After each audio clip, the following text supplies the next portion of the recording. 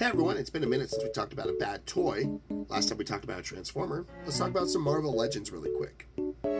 So here I have the Across the Spider-Verse. Here I have the Across the Spider-Verse Spider-Woman, and I don't remember which version of Miles Morales this is, but I thought it looked cool, so I picked him up. I really like Miles Morales' character. I really liked Jessica in the movie. I know her role was a lot smaller than what we were anticipating, but I like the character. I have a Spider-Verse shelf. I thought these both would look great on there. And I was sorely mistaken. Let's start with Jessica. So she's got some pretty good articulation here in the arms and her hand, but it's a little limited in the wrist because of this cuff piece. So she can't put her wrist back all the way, and she can't put it down all the way. Also, because of the sculpted afro, this is all one hard piece of plastic, which makes this thing very top heavy, which we're going to see as a problem here in a moment. She can't look up at all. And you notice there's no bend there either. Normally there's an ab or a chest crunch to allow for posability. Jessica, unfortunately, because of her jacket being a sculpted piece of plastic on top of the figure, and because the character is pregnant, she's got a little bit of a bump, she has no ab crunch. Like, there's nothing there. And that means you can't do any kind of posability with her chest. Okay?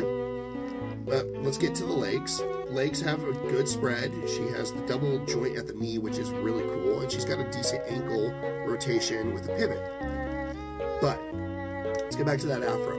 Because it's a solid piece of plastic, no matter how you try to pose her, she's so top heavy that 99% of the time she's going to fall. And right now she's not making full contact on the board here, so even just a slight touch could topple her over. We're getting lucky right now. I can't tell you how many times I tried to pose her just so I can make this video. Of course, now she's going to pose. Alright, so overall, I'm very disappointed because, there she goes. Very disappointed because I really wanted to have this version of Spider-Woman on my Spider-Man wall, on my Spider-Verse shelf. And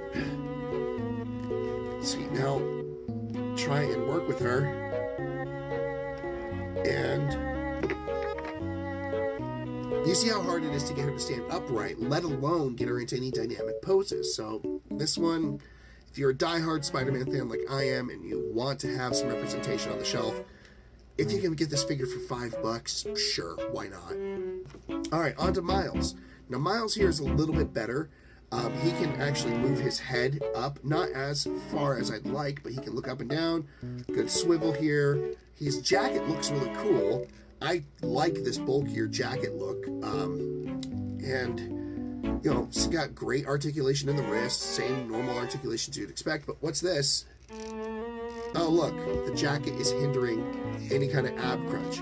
Now, if I heated this up, I could probably get the jacket off and I can actually see if there's an ab crunch in there. But again, same problem with Jessica. And I don't know if this is my copy or if this was a mass-produced product issue. My Miles figure here, his right foot will not pivot. That thing is locked in tight, and I tried to move it, and there's a stress mark already. So if I try and get this into place, it's very likely to break the pin, which is going to leave the ankle completely useless. So this Miles, I can't get him to stand upright unless he's in some goofy poses so he can balance on his foot. Final verdict. If you want to buy these characters, just know you're going to have some very limited articulation and posability, and honestly, full retail price was nowhere near justified on either of these figures, which is a shame because I love both characters. If I had to give them a 1 out of 10 score, I'd give Jessica a 3 out of 10 and Miles not much better at a 5 out of 10. Anyway, I'm Matt from Matt's Toy Bin. Have a good day.